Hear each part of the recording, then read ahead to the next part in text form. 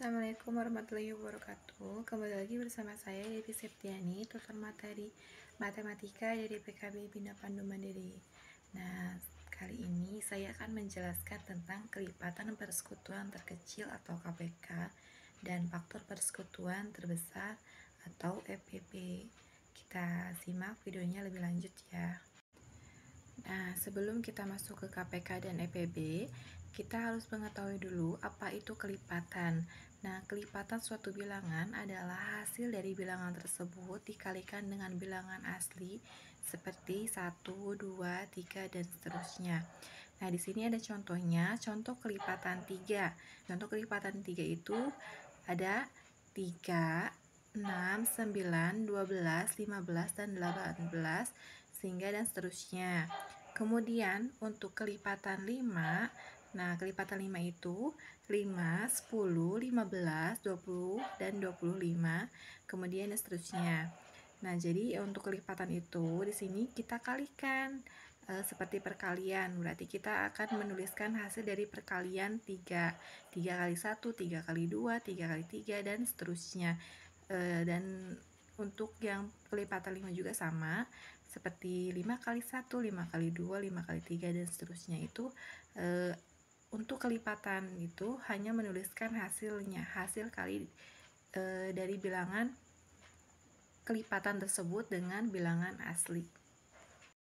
Nah, sekarang kelipatan persekutuan terkecil atau KPK. Nah, KPK itu adalah kelipatan terkecil yang sama dari dua bilangan atau lebih. Jadi kita itu akan mencari angka yang sama dari kelipatan dua bilangan atau lebih dari dua bilangan. Nah, di sini ada contohnya. Kita akan mencari KPK dari 4 dan 6. Nah, kita tuliskan dulu terlebih dahulu kelipatannya berapa saja dan kelipatan 6 berapa saja. Di sini kelipatan 4 itu adalah 4, 8, 12, 16, 20, dan 24. Nah, kemudian kelipatan 6, 6, 12, 18, 24, 30, dan seterusnya. Nah, kita lihat angka yang mana yang sama. Angka yang dari kecil ya, yang paling kecil yang akan kita ambil. Angka yang paling kecil itu yang mana antara kelipatan 4 dan kelipatan 6. Nah, bisa kita lihat bahwa angka yang samanya itu ada angka 12, kemudian ada angka 24. Nah, dikarenakan KPK itu mengambilnya angka yang paling kecil, sehingga KPK dari 4 dan 6 itu adalah 12. Selanjutnya faktor. Nah, faktor itu adalah bilangan yang dapat membagi bilangan tertentu tanpa sisa. Ini ada contohnya.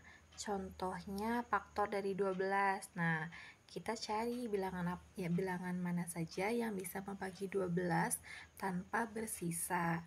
Di sini faktor dari 12 itu adalah angka 1, 2, 3, 4, 6, dan 12. Nah, itu adalah faktor dari 12. Jadi angka 1, 2, 3, 4, 6, dan 12 itu angka tersebut bisa membagi angka 12, bilangan 12 itu tanpa sisa. Kemudian faktor dari 18, 1, 2, 3, 6, 9, dan 18. Nah, angka-angka tersebut juga merupakan faktor dari 18 karena mereka itu bisa membagi bilangan 18 tanpa sisa. Nah, selanjutnya itu adalah faktor persekutuan terbesar atau FPB. Nah, FPB itu adalah faktor persekutuan terbesar yang sama dari dua bilangan atau lebih. Jadi kita akan mengambil angka yang besar. Nah, bedanya dengan KPK, kalau FPB itu kita mengambil yang paling besar dari yang sama dari faktor tersebut. Di sini contohnya EPB dari 12 dan 18. Nah, kita akan mencari faktor dari 12 dan 18. Nah, kita cari angka berapa saja yang bisa membagi habis tanpa sisa angka 12. Nah, diantaranya angka 1, 2, 3, 6, dan 12. Itu merupakan faktor dari 12. Kemudian kita cari juga faktor dari 18. Faktor dari 18 itu ada 1, 2, 3, 6, 9, dan 18. Nah, kemudian kita cari angka yang samanya itu yang mana saja. Ada angka 1, angka 2, angka 3, dan angka 6. Nah, kita ambil angka yang paling besar. Karena EPB itu adalah faktor persekutuan terbesar. Maka kita akan ambil angka yang sama, tapi angka tersebut adalah angka yang paling besar. Sehingga EPB dari 12 dan 18 itu adalah 6. Menentukan KPK dengan menggunakan faktorisasi prima. Nah, faktorisasi prima di sini berarti kita menggunakan bilangan-bilangan prima di dalamnya. Kita harus tahu bahwa bilangan prima itu yang hanya memiliki dua faktor, yaitu bilangan angka 1 dan bilangan itu sendiri. Contohnya angka bilangan prima itu 2, 3, 5, 7, kemudian 11, 13, dan seterusnya. Itu adalah contoh bilangan prima, berarti kita akan menggunakan angka-angka tersebut. Nah, tata caranya di sini yang pertama kita tentukan faktorisasi prima dari masing-masing bilangan. Setelah itu, kita ambil bilangan prima yang sama dan gabungkan dengan yang tidak berpasangan. Jadi kita mengambil angka-angka bilangan prima yang sama, kemudian kita gabungkan dengan angka-angka yang tidak mempunyai pasangan. Kemudian yang ketiga, kalikan semua faktor prima untuk mendapatkan KPK. Itu adalah tata cara untuk menentukan KPK dengan menggunakan faktorisasi bilangan prima.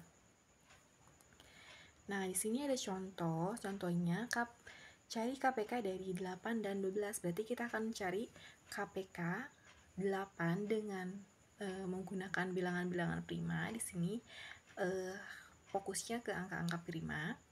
Nah, 8 itu 8 faktorisasi dari bilangan primanya itu 2 kali 2 kali 2, 2 kali 2 4, 4 kali 2 8.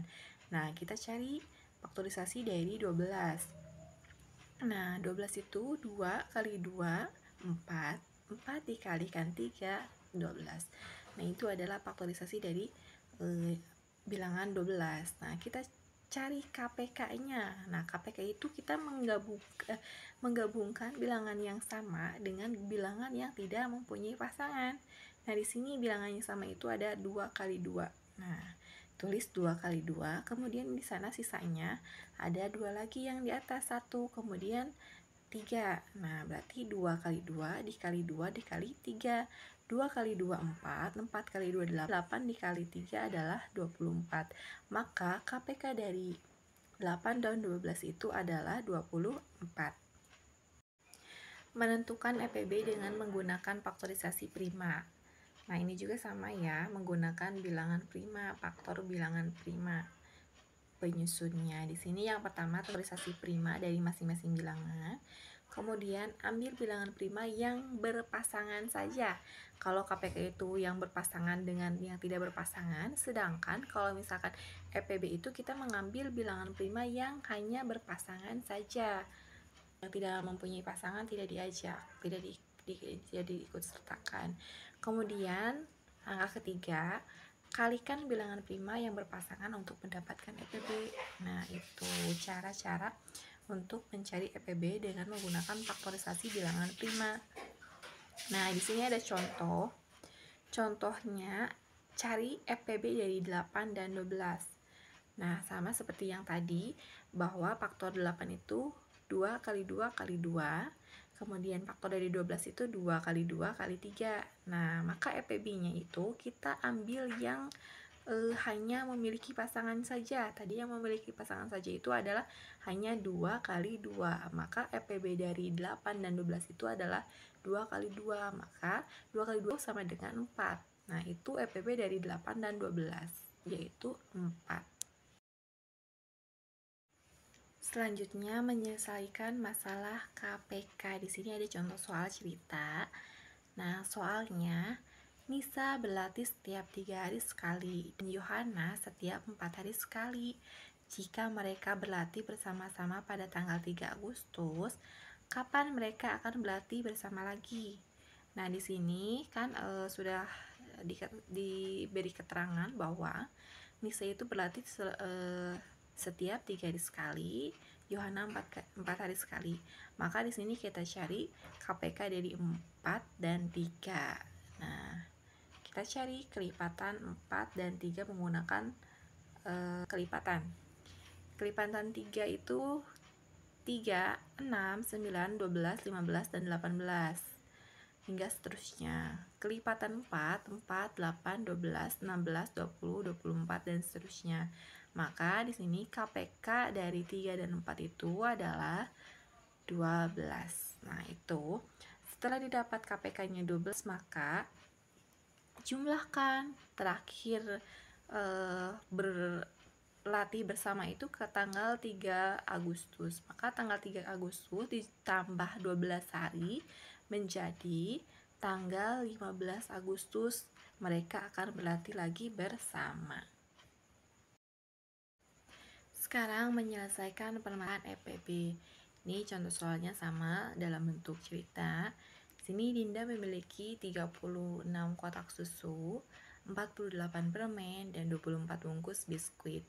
Berapa paket maksimal yang dapat dibuat dengan jumlah item yang sama di setiap paket?